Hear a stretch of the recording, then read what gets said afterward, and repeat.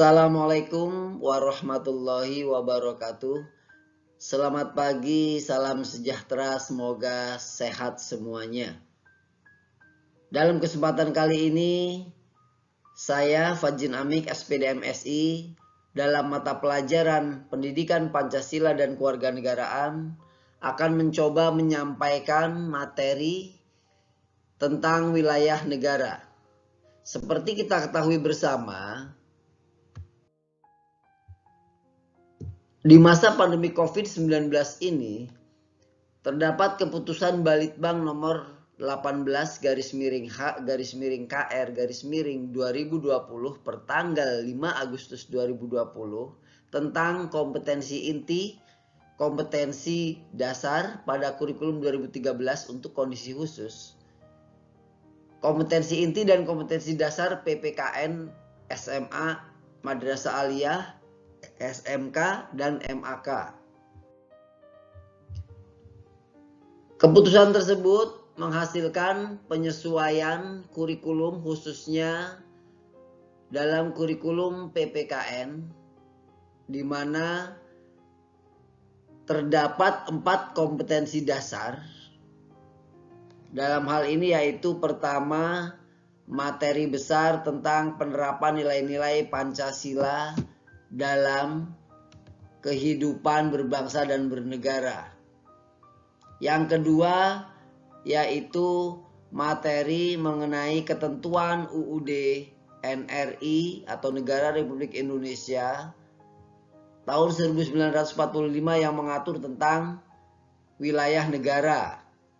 Kita bisa lihat di sini ada tentang wilayah negara. Nah, ini yang akan kita sampaikan materi di kesempatan kali ini. Ada juga lembaga-lembaga negara. Nah, lembaga negara ini materi baru yang sebelumnya dalam kurikulum 2013 itu masuk ke bab 3. Tapi sekarang di masa pandemi COVID-19 ini dimasukkan atau dileburkan dengan bab 2, yaitu ketentuan UUD NRI 1945.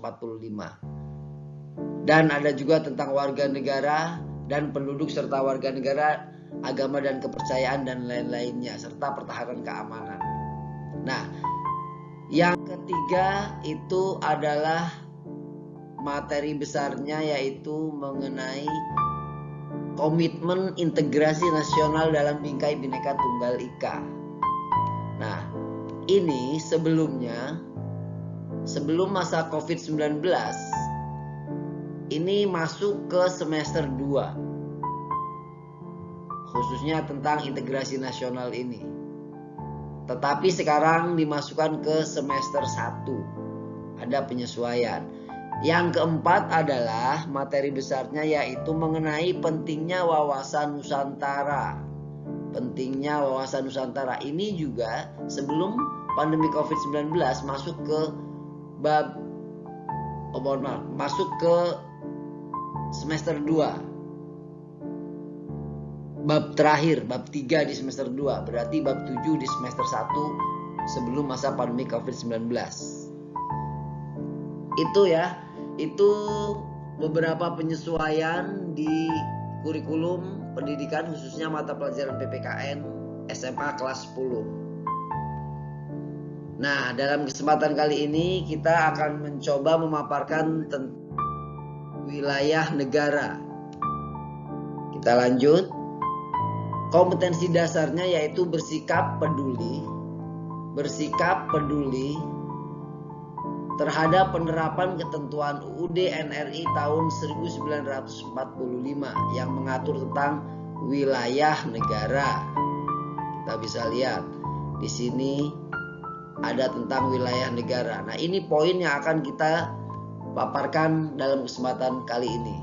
Selanjutnya juga ada lembaga-lembaga negara di bab ini atau di bab 2 ini. Lembaga-lembaga negara ini perlu diketahui ini masuk ke bab 3 di masa sebelum pandemi COVID-19, tapi sekarang dilebur atau digabungkan dengan wilayah negara, warga negara, penduduk, agama dan kepercayaan dan keamanan, yaitu masuk ke bab 2.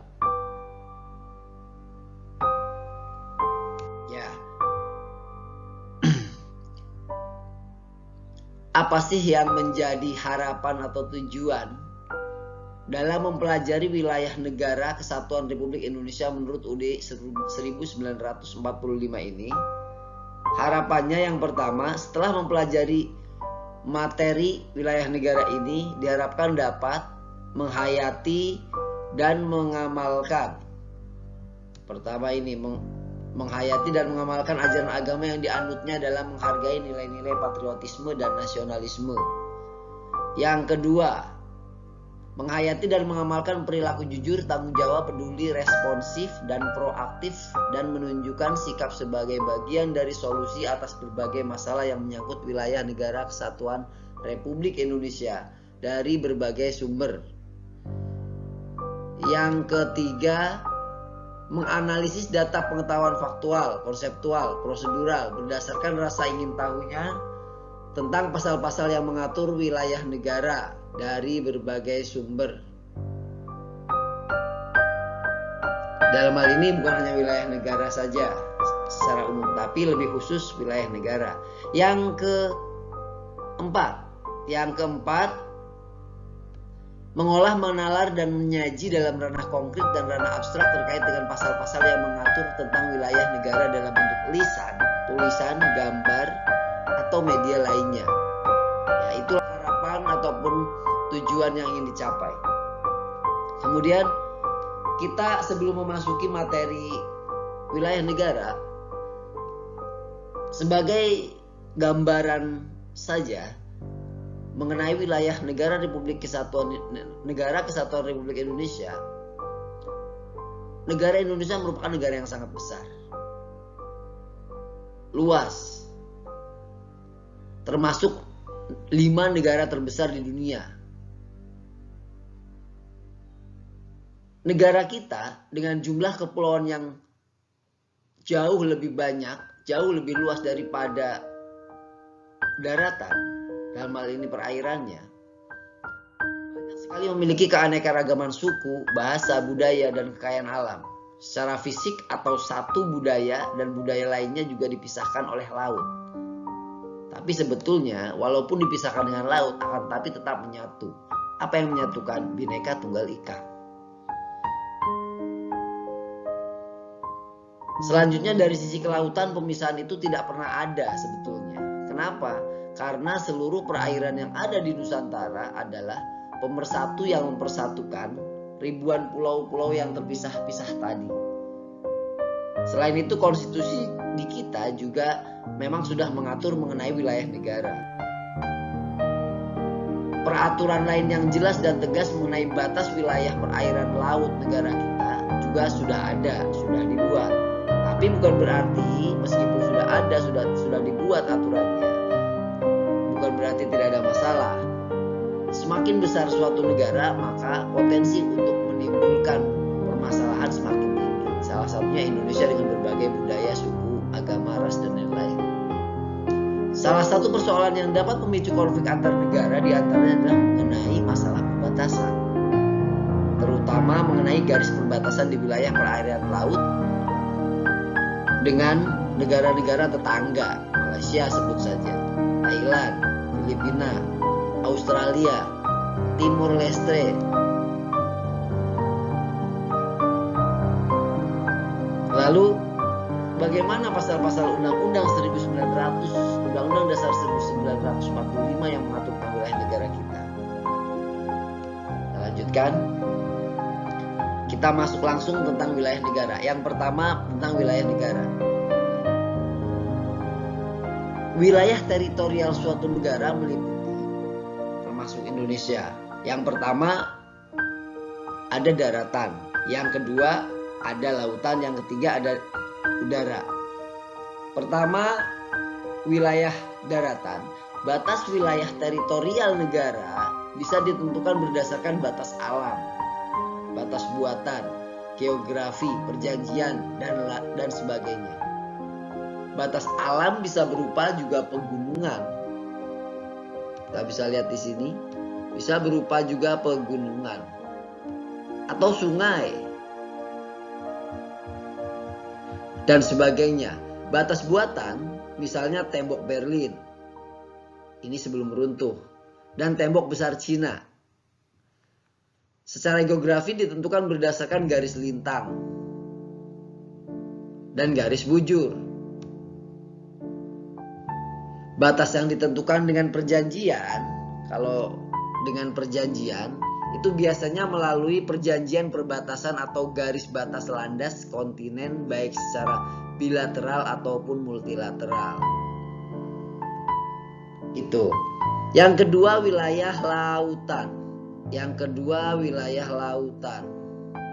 Ini tadi wilayah pertama wilayah daratan, kedua wilayah lautan. Wilayah laut ini menurut Konvensi Hukum Laut Internasional atau UNCLOS, lebarnya sejauh 12 mil. Diukur dari mana? Dari garis pangkal serta penarikannya secara lurus.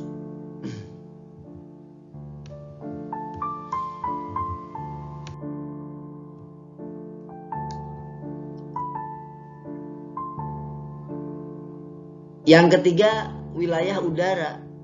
Nah, wilayah udara ini batas teritorial udara biasanya diukur tegak lurus ke atas sampai tak terhingga.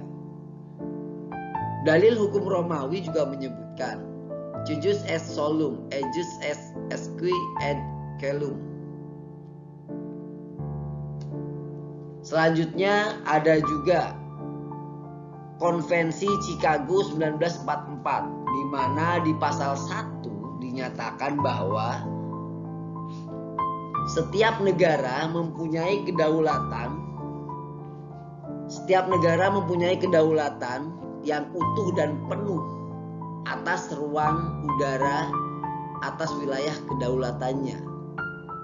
Itu 3 wilayah, darat, lautan, dan udara. Yang keempat itu adalah wilayah ekstrateritorial.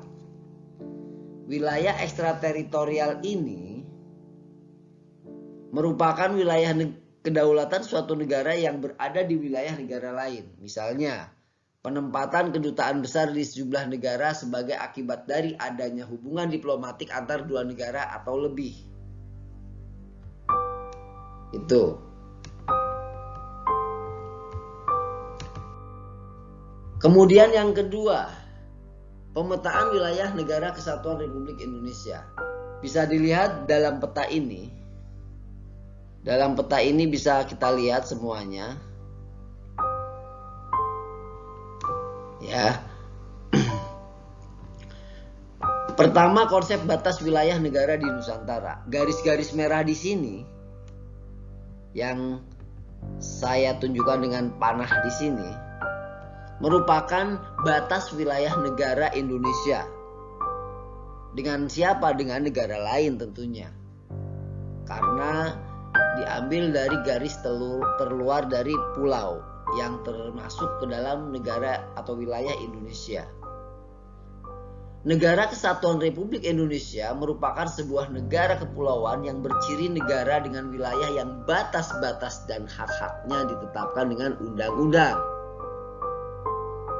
Ini merupakan isi dari pasal 25A.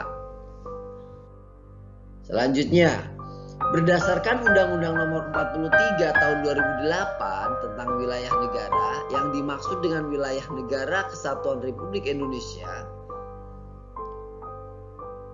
meliputi wilayah darat, perairan, dasar laut, dan tanah di bawahnya serta ruang udara di atasnya, termasuk seluruh sumber daya alam, seluruh sumber kekayaan yang terkandung di dalamnya, darat, laut, ataupun udara. Dalam pasal 25A tadi disebutkan bahwa Negara Kesatuan Republik Indonesia adalah sebuah negara kepulauan yang berciri Nusantara dengan wilayah yang batas-batas dan hak-haknya ditetapkan dengan undang-undang. Ini. Apa maksud ketentuan pasal-pasal di atas? Maksudnya adalah sebagai penguatan terhadap sebuah kedaulatan wilayah negara kesatuan, dalam hal ini yaitu Republik Indonesia.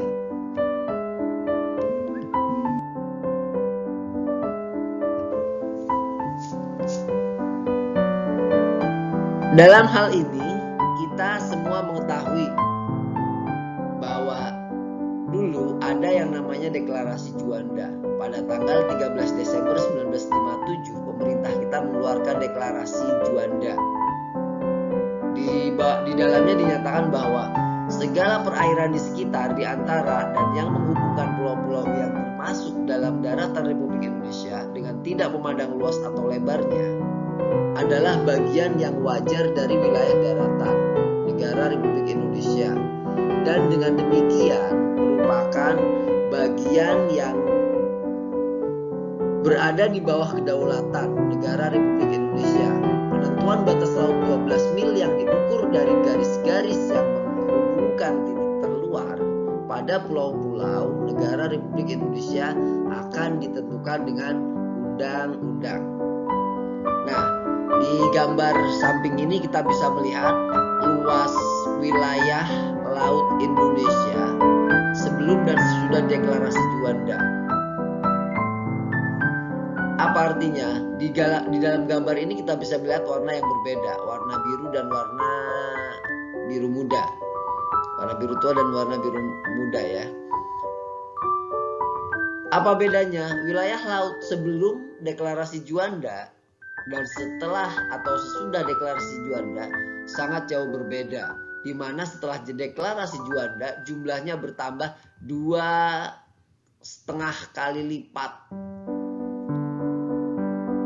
2,5 kali lipat dari jumlah awal. Jumlah awalnya ini kurang lebih 2027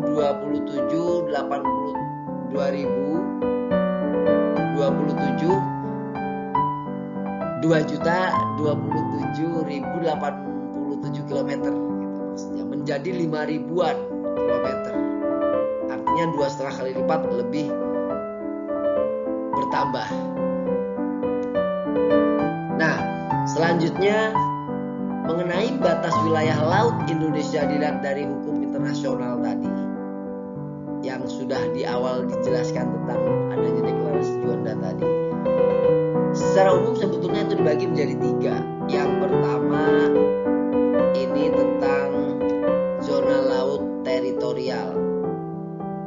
Batas laut teritorial itu artinya batas laut yang ditarik dari sebuah garis dasar dengan jarak 12 mil ke laut. Yang kedua, zona landas kontinen. Zona landas kontinen ini atau biasa disebut continental shelf. Batas landas kontinen diukur mulai dari garis dasar pantai ke arah luar dengan jarak paling jauh 200 mil. Sedangkan yang ketiga, zona ekonomi eksklusif. Nah, ini hampir mirip dengan zona landas kontinen. ZEE Indonesia atau zona ekonomi eksklusif Indonesia itu sepanjang 200 mil. Diukur dari mana? Dari garis pangkal wilayah laut Indonesia. Kita bisa melihat dalam gambar. Di sini dilihat 3 batas laut Indonesia, yaitu teritorial, landas kontinen, dan zona ekonomi eksklusif. Teritorial itu 12 mil laut dari garis pangkal pulau. Batas kedaulatan penuh atas udara, dasar laut, dan tanah di bawahnya, termasuk di dalamnya kekayaan alamnya. Kemudian ada batas teritorial dengan negara tetangga. Dalam hal ini contohnya, batas teritorial di sini adalah contohnya negara Malaysia dan Singapura. Contoh batas laut teritorial. Kita langsung berdekatan dengan atau bersentuhan dengan Malaysia dan Singapura. Yang kedua, landas kontinen. Landas kontinen ini maksimal 200 mil, sekali lagi berupa dasar laut dan tanah di bawahnya di luar laut teritorial. Kemudian hak berdaulat, eksplorasi dan eksploitasi sumber kekayaan mineral.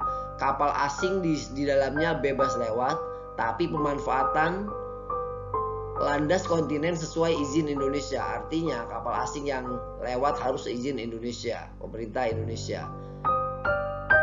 Selanjutnya batasan landas kontinen dengan negara tetangga. Ya, selanjutnya ada zona ekonomi eksklusif. Zona ekonomi eksklusif ini maksimal 200 mil laut dari garis pangkal pulau. Kemudian hak berdaulat untuk eksplorasi, eksploitasi dan konservasi sumber daya alam terutama perikanan ada di dalamnya. Kapal asing juga bebas lewat, akan tetapi pemanfaatan sesuai izin Indonesia, sama harus izin pemerintah Indonesia. Kemudian batas zona ekonomi eksklusif dengan negara tetangga dalam hal ini yaitu berbatasan langsung dengan Filipina dan Australia untuk zona ekonomi eksklusif Indonesia. Filipina dan Australia yang berbatasan langsung. Selanjutnya batas wilayah laut Indonesia dilihat dari hukum internasional itu di dalamnya bagaimana adanya sebaran pulau-pulau kecil, pada kawasan perbatasan laut. Dalam hal ini bisa dilihat di tabel ya. Provinsi Riau itu perbatasan lautnya berbatas langsung dengan Singapura dan Malaysia, yaitu Kepulauan Riau.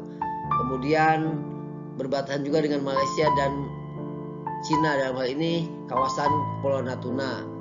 Pulau-pulau kecilnya bisa dilihat ini Nipah, Karimun dan lain-lain. Kemudian Tongkong Malang Biru, Tongkong Berlayar dan lain-lain. Kota-kota orientasinya itu Batam, Kuala Enok, Balai Karimun, Natuna, Singkawang. Ada juga Kalimantan Timur di sini. Kalimantan Timur itu berbatasan langsung dengan Malaysia, yaitu Kepulauan Nunukan. Kemudian ada Sebatik dan Pulau Nunukan. Nunukan dan Tarakan kota orientasinya. Sulawesi Utara juga ada, di dalamnya langsung berbatasan dengan Filipina. Dalam hal ini ada Pulau Marampit dan lain-lain. Kota orientasinya ada Manado, Bitung dan yang lainnya. Papua juga ada, di dalamnya ada kota orientasi Sorong, Manokwari, Biak. Kemudian pulau-pulau kecilnya ada Kakarutan dan Marote dan lain-lain. Mohon maaf, Papua itu Vanildo, Pulau Vani, Cieu dan lain-lain. Sorong, Manokwari, Biak. Kemudian Maluku juga ada, di dalamnya ada Kepulauan Leti dan Babar, berbatasan langsung dengan Timor Leste. Kemudian Nusa Tenggara Timur, di dalamnya ada kota orientasinya Kupang, ada Pulau Dana, Pulau Mangudu, berbatasan langsung dengan Timor Leste dan Australia. Yang keempat tentang batas wilayah negara. Undang-Undang Nomor 1 Tahun 2009 tentang penerbangan pasal 1 ayat 2 menjelaskan bahwa wilayah udara adalah wilayah kedaulatan udara di atas wilayah daratan dan perairan Indonesia. Sementara di pasal 5-nya, Negara Kesatuan Republik Indonesia berdaulat penuh dan eksklusif atas wilayah udara Republik Indonesia. Pasal 6, dalam rangka penyelenggaraan kedaulatan negara atas wilayah udara NKRI, pemerintah melaksanakan wewenang dan tanggung jawab pengaturan ruang udara untuk kepentingan penerbangan, ekonomi nasional, pertahanan keamanan, sosial budaya, serta lingkungan udara. Yang kelima tentang konflik perbatasan. Seperti yang sudah dijelaskan tadi, semakin besar suatu negara maka potensi konflik itu semakin besar pula. Kenapa? Karena semakin banyak kepala, semakin banyak sumber daya alam dan sumber daya manusianya, maka semakin berpotensi juga untuk memunculkan sebuah konflik. Faktor-faktor yang dapat menyulut konflik, dalam hal ini persengketaan antar negara, diantaranya yang pertama adalah adanya ketidaksepahaman mengenai garis perbatasan antar negara. Nah, ini yang sering terjadi, termasuk Indonesia sendiri. Kita pernah berkonflik dengan Malaysia, baik tentang perbatasan. Penulis sendiri pernah menulis artikel kurang lebih tahun 2004 atau 2005 lah, agak lupa, mengenai konflik Ambalan. sengketa Ambalat. Bagaimana Pulau Ambalat itu diperebutkan antara Indonesia dan Malaysia. Kemudian ada juga Pulau Sipadan dan Pulau Likita. Bagaimana itu diperebutkan oleh Indonesia dan Malaysia yang akhirnya ke Mahkamah Internasional juga. Kemudian persengketaan ini mengenai garis perbatasan ini diselesaikan biasanya melalui mekanisme perundingan atau bilateral. Yang kedua, ada peningkatan persenjataan dan eskalasi kekuatan militer baik oleh negara yang ada di wilayah ini maupun dari luar kawasan. Ini tentu saja memunculkan potensi konflik di perbatasan. Yang ketiga, eskalasi aksi terorisme lintas negara. Ini bisa saja menjadi potensi konflik bagi negara lain jika pelaku terorisme itu sendiri berasal dari negara tetangganya. Ini tentu saja membuat tidak nyaman setiap negara yang ada di sekitarnya, termasuk Indonesia dan negara-negara tetangga. Yang ketiga, dari materi kita kali ini, yaitu mengenai kekuasaan negara atas kekayaan alam yang terkandung di dalam wilayah Negara Kesatuan Republik Indonesia. Bisa dilihat, coba diperhatikan dalam gambar semuanya. Di situ ada tentu pertama nggak ada gambar batuan, ada gambar alam, gunung, kemudian ada gambar pabrik, industri, dan kekayaan alam di bawah laut atau di dasar laut. Selanjutnya juga banyaknya rempah-rempah yang terdapat di negara Indonesia. Apapun ada cabai, ada cengkeh, ada yang lain-lainnya. Indonesia ada semuanya. Seperti layaknya sebuah lagu lama, lagu lawas. Bukan lautan tapi kolam susu. Kail dan jala cukup menghidupimu. Itu adalah penggalan lagu di mana menggambarkan bagaimana kekayaan alam yang terkandung di dalam tubuh Indonesia itu sangatlah melimpah. Tinggal mengelolanya saja. Nah, kekuasaan negara di dalamnya ada untuk mengelola kekayaan alam itu sendiri. Penguasaan negara atas kekayaan alam diatur dalam pasal 33 UUD NRI tahun 1945. Pasal 33 ditempatkan dalam bab 14 yang berjudul Perekonomian dan Kesejahteraan Sosial. Ingat bahwa kesejahteraan sosial adalah bagian yang tak terpisahkan dari cita-cita kemerdekaan kita. Artinya, kesejahteraan sosial merupakan cita-cita bangsa kita juga. Cita-cita pendiri bangsa kita juga. Itu harus diutamakan. Coba kita semua cermati rumusan pasal 33 UUD NRI tahun 1945 berikut ini. Ayat 2. Cabang-cabang produksi yang penting bagi negara dan yang menguasai hajat hidup orang banyak dikuasai oleh negara. Negara punya peranan andil dan vital sekali. Selanjutnya ayat 3. Bumi, air, dan kekayaan alam yang terkandung di dalamnya dikuasai oleh negara dan dipergunakan untuk sebesar-besarnya kemakmuran rakyat. Ingat, rakyat. Artinya yang jadi orientasi adalah rakyat.